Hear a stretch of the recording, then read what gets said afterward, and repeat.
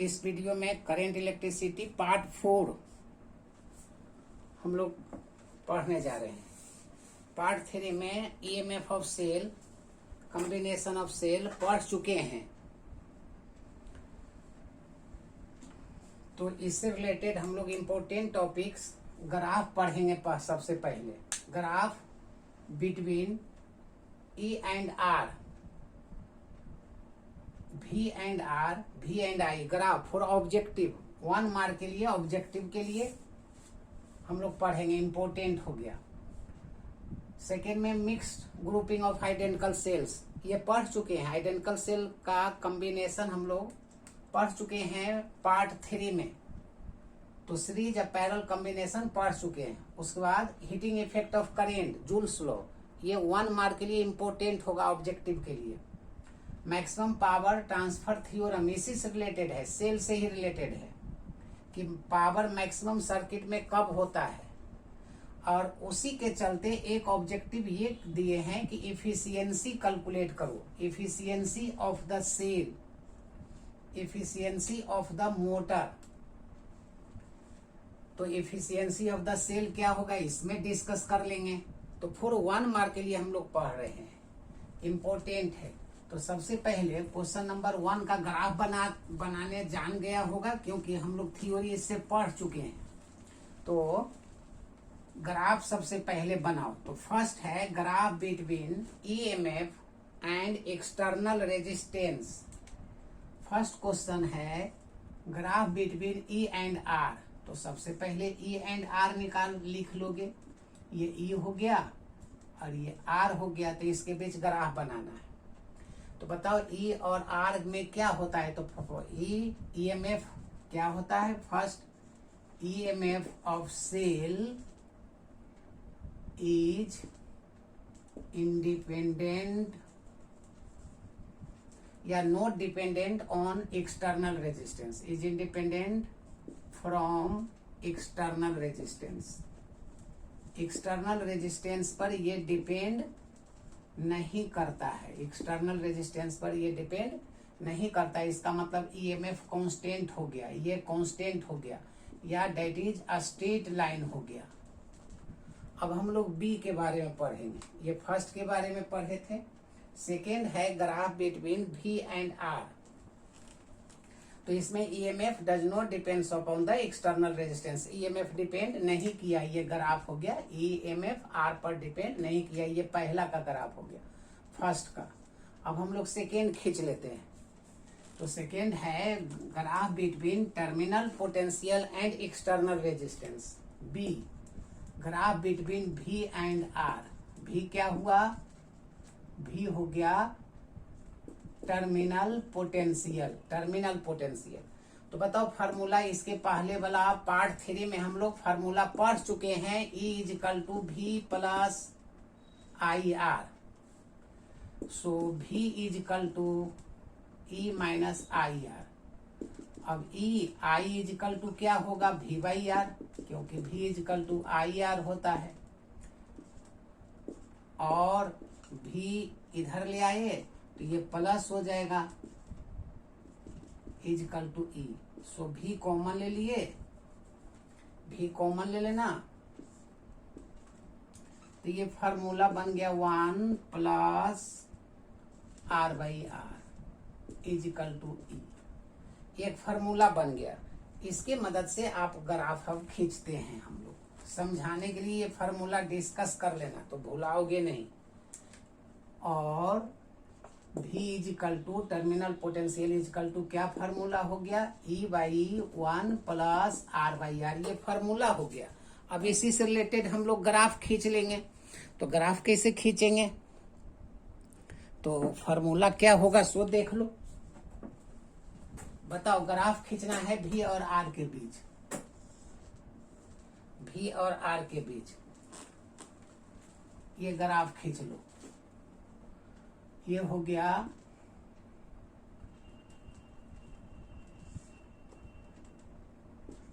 ये आर, ये भी ले लेते हैं, भी और आर के बीच।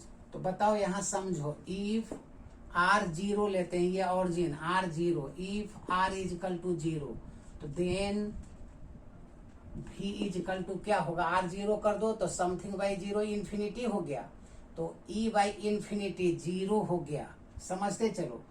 And if R is equal to infinity ले लेते, ये इन्फिनिटी तो समथिंग बाई इन्फिनिटी क्या हो जाएगा, जीरो, तो E बाई जीरो इन्फिनिटी हो जाएगा, then V tends to infinity. इसका मतलब ग्राफ क्या हो गया, जीरो किए उसके बाद बढ़ते गया बढ़ते गया बढ़ते गया, ये हो गया, ये ई हो गया, ये ई हो गया, ये ग्राफ हो गया।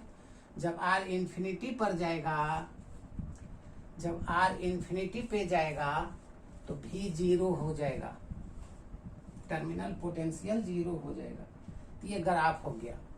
अब हमको ग्राफ बनाना है V एंड I के बीच, C पार्ट।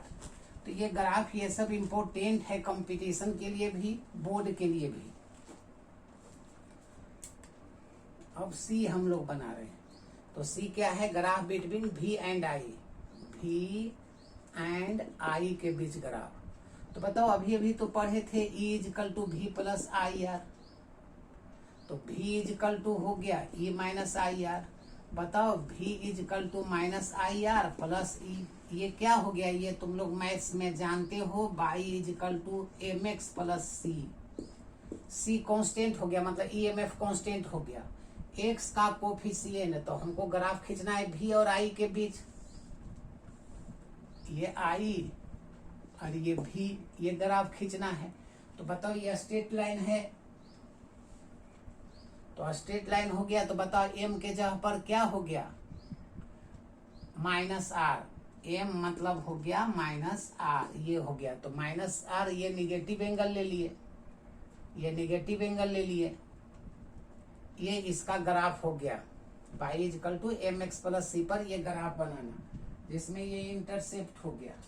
मतलब तुम कह सकते हो ये E हो गया, तो ये क्या हो जाएगा, स्लोप हो जाएगा, तो M हो जाएगा E बाई आर हो जाएगा।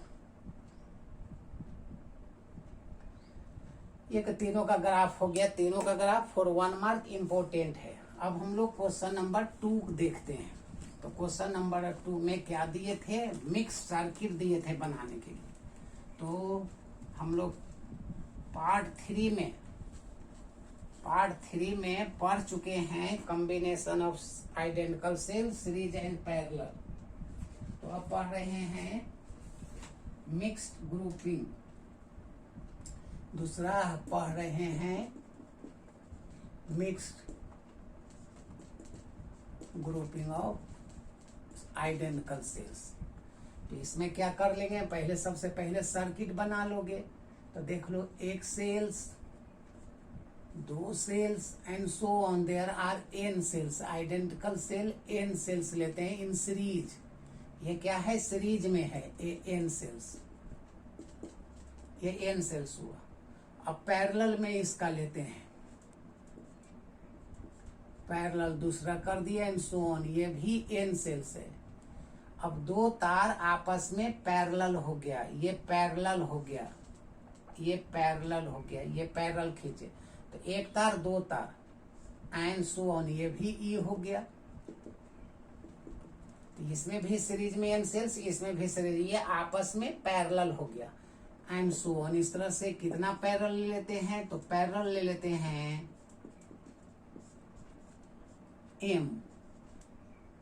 m पैरेलल ले लेते हैं, ये पैरेलल ले लेते हैं, m रो भी कह सकते हो, m रो,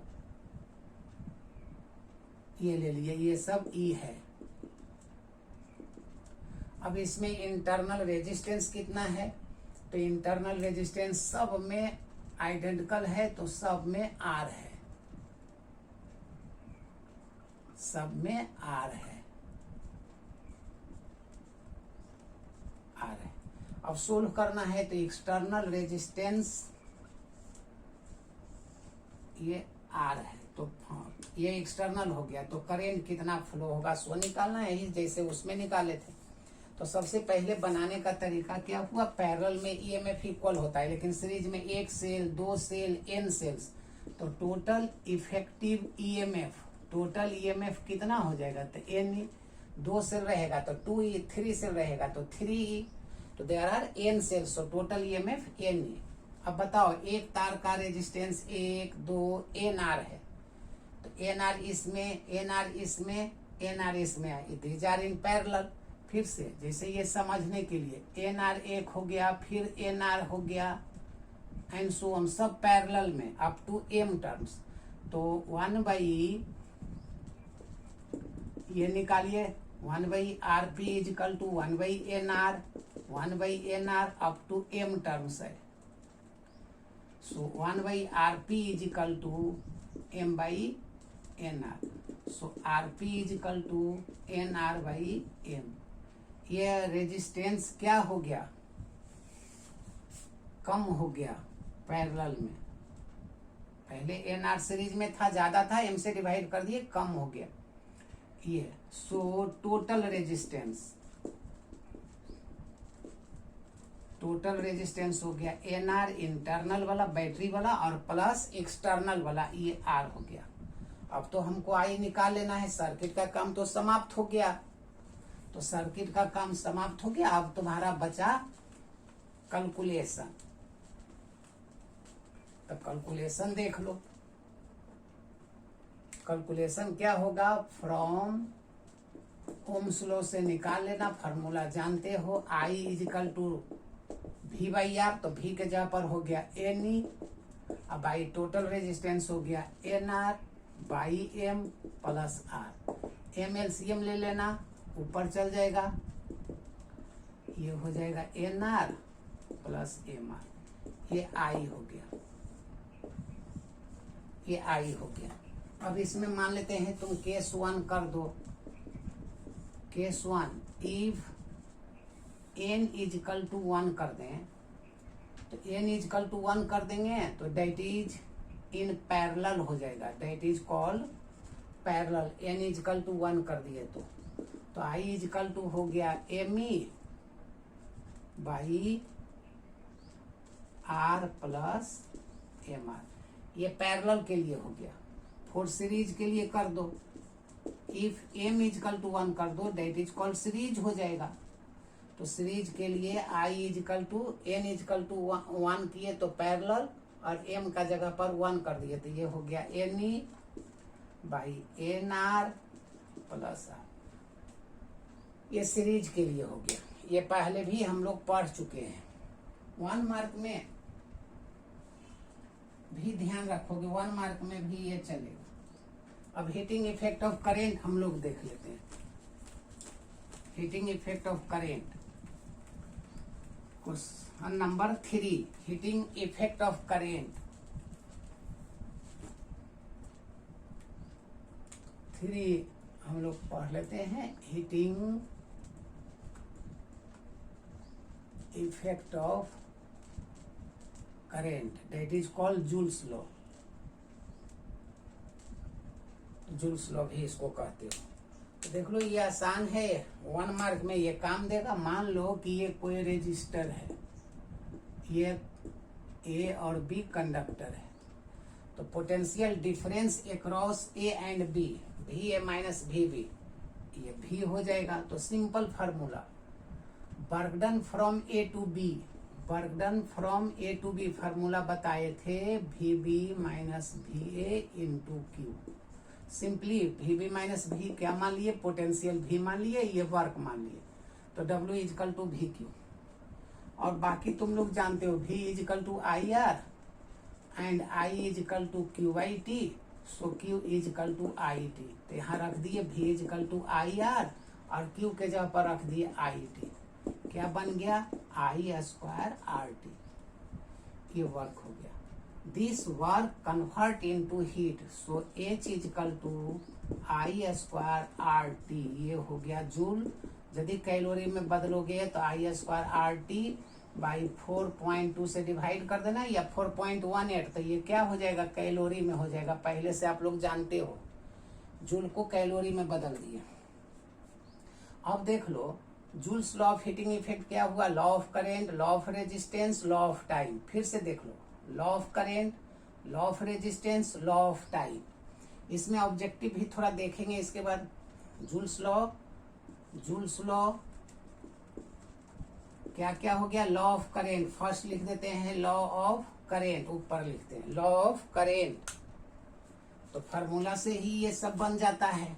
1 मार्क में ये सब छोटा छोटा ऑब्जेक्टिव में ध्यान दोगे तो हम लोग जूल्स लॉ यहाँ करते हैं। फर्स्ट जूल्स लॉ में लॉ ऑफ करेंट क्या हो जाएगा, तो H is equal to I square R T होता है, तो H proportional to I square, where when R and T are constant कर देना। मतलब करंट बढ़ेगा तो हीट ज्यादा पैदा होगा। लॉ ऑफ रेजिस्टेंस, तो ये क्या हो जाएगा, H also directly proportional to resistance of the conductor. तो इसमें कंडीशन क्या लिख देना, when I and T are constant. Third law of time,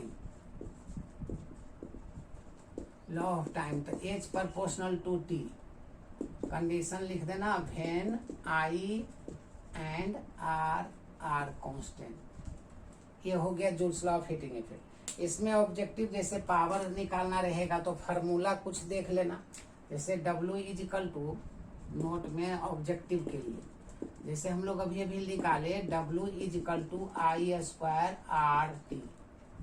तो बताओ W बाई टी को ही तो पावर कह देते हो, so this is called power. Power is equal to I square R, power हो गया आई स्क्वायर आर। इससे ऑब्जेक्टिव बनेगा कि 25 वाट का बल्ब है तो रेजिस्टेंस कितना है, तो हम लोग इसके मदद से बना लेते हैं objective.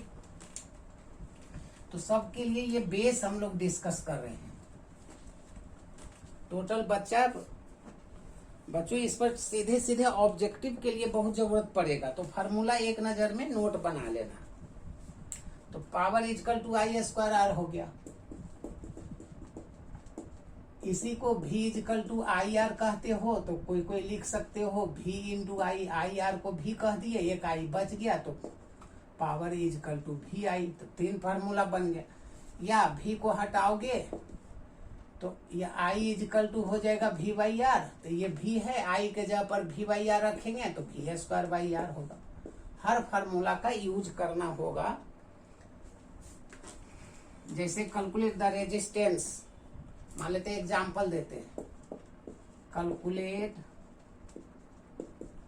The resistance of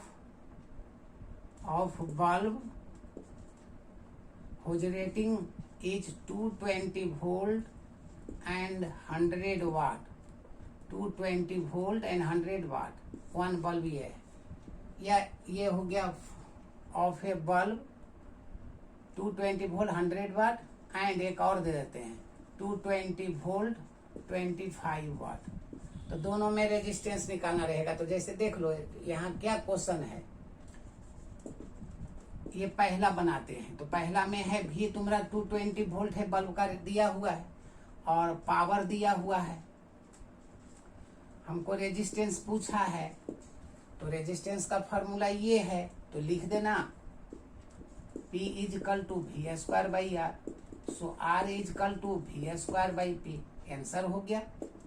so R is equal to V square कितना हो गया, 220 V square by R by P, P is equal to 100 watt. Cut गया कितना हो गया, 484 इंटू करोगे तो हो जाएगा 484, 22 इंटू 22, 484 शायद 484 ओम हो गया।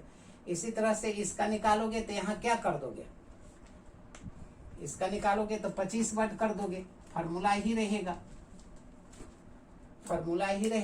25 वाट। तो यहाँ फार्मूला के जगह पर क्या लिख दोगे, 25 वाट।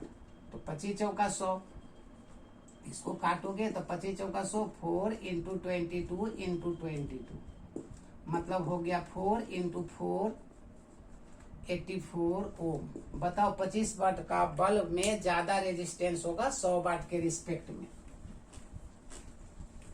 ये यूज कर लेना ऑब्जेक्टिव बनाने के लिए। ये छोटा छोटा क्वेश्चन भी कंपटीशन में भी बोर्ड में भी आया हुआ है। अब है next question, maximum power theorem. Maximum power theorem हम लोग देखते हैं।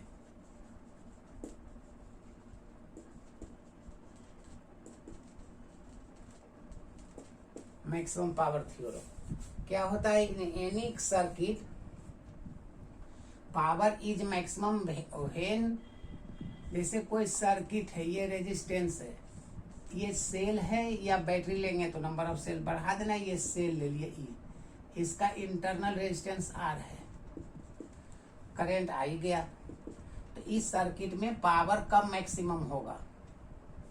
पावर मैक्सिमम तब होगा जब इंटरनल रेजिस्टेंस एक्सटर्नल रेजिस्टेंस का इक्वल होगा। This is called maximum power theorem.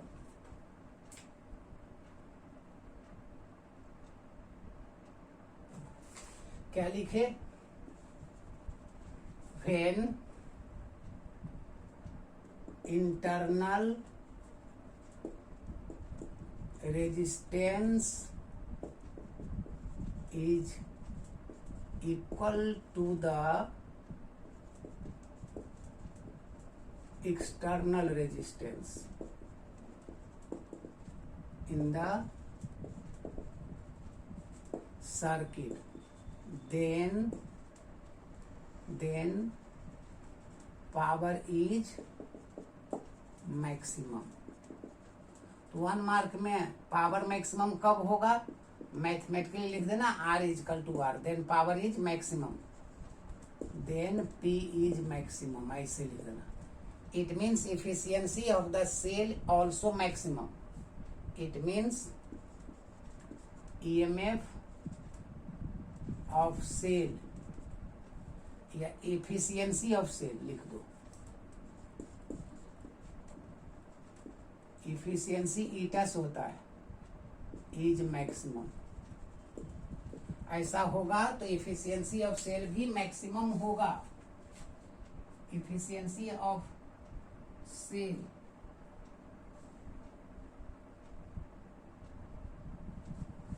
हाँ, प्रूफ करो। तो प्रूफ करते हैं, बताओ। ओम्स लॉ से प्रूफ करना है। पावर मैक्सिमम है तो पावर इजकल टू, तो फार्मूला अभी लिखबे किए हैं, आई स्क्वायर आर। तो बताओ E इजकल टू क्या फार्मूला होता है? I into R plus R. E M F equal to I, भी इजकल टू आई आर होता है ना, तो बाहर वाला प्लस अंदर वाला, ये सब फार्मूला पहले बता चुके हैं पार्ट 3 में। तो बताओ आई इजकल टू क्या हो जाएगा? E by R plus R हो जाएगा। इसमें वैल्यू पुटअप कर देंगे। So P is equal to E by R plus R का होल स्क्वायर इंटू आर। अब पावर मैक्सिमम कैलकुलस से सोल्व करो कि पावर मैक्सिमम कब होगा। ये प्रूफ हो गया। प्रूफ का मतलब लॉन्ग टाइप का, इसे याद रखने के लिए बता चुके हैं। तो for maximum power, for maximum power dp by D R is equal to 0। तो डिफरेंशिएशन कर देना है इसको। तो ये तो कांस्टेंट है, तो इसका डिफरेंशिएशन करेंगे तो ये हो गया E स्क्वायर को बाहर कर दिए P का जगह पर, P के जगह पर वैल्यू रख रहे E स्क्वायर, अंदर में बच गया d by D R, R by R plus R का होल स्क्वायर इजिकल टू क्या करना है? 0। इसको सोल्व करना है। तो इज नॉट 0, इसको छोड़ेंगे, इसको मैथ्स बनाओ। तो मैथ्स तुम लोग जानते हो क्या होता है। तो u बाई भी पर सोल्व करना है, u बाई भी पर। तो फार्मूला जानते हो क्या होता है? v D you by D x minus U D भी बाई डी एक्स बाई भी स्क्वायर। तो भी स्क्वायर नहीं लिखेंगे क्योंकि यहाँ 0 इंटू समथिंग तो 0 हो जाएगा, तो और आसान हो जाएगा। E is not equal to 0, E भी छोड़ दो। तो सबसे पहले भी, तो देखो भी के जगह पर है आर प्लस आर का whole square, D by D R, R का 1 हो जाएगा। अब क्या होगा? U आर प्लस आर का होल स्क्वायर,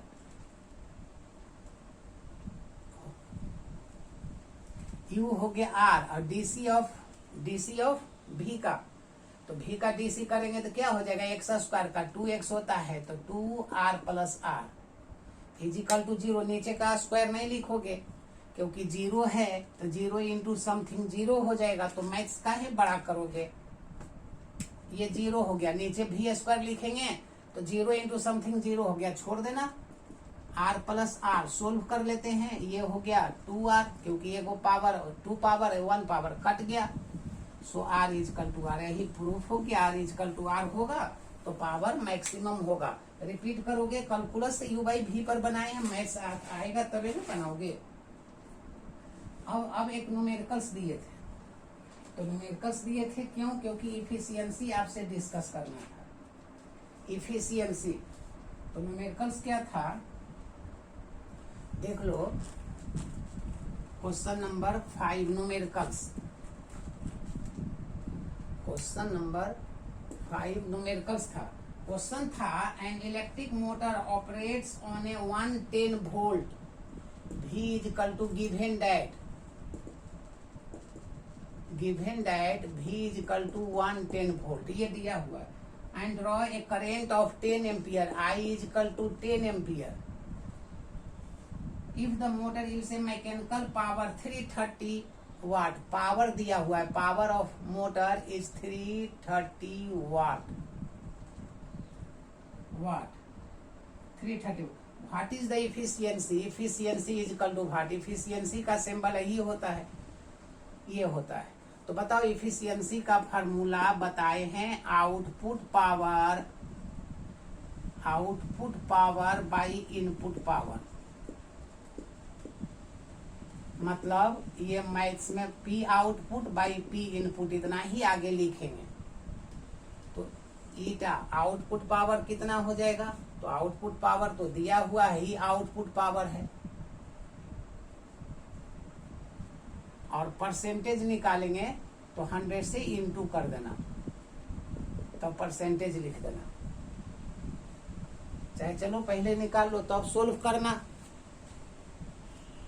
तो यहाँ पर क्या है, आउटपुट पावर कितना है 330, input power PI is equal to VI होता है, तो V के जगह पर है 110 इंटू 10, कट गया 11 इंटू 100 कर देंगे, वही परसेंटेज लिख देते हैं। तो ये हो गया 11 या 33, 10 कटा देते हैं, 30% आंसर हो गया। आंसर लिख दो 30%। अब नेक्स्ट वीडियो में हम लोग इम्पोर्टेंट किरचॉफ्स लॉ देखेंगे।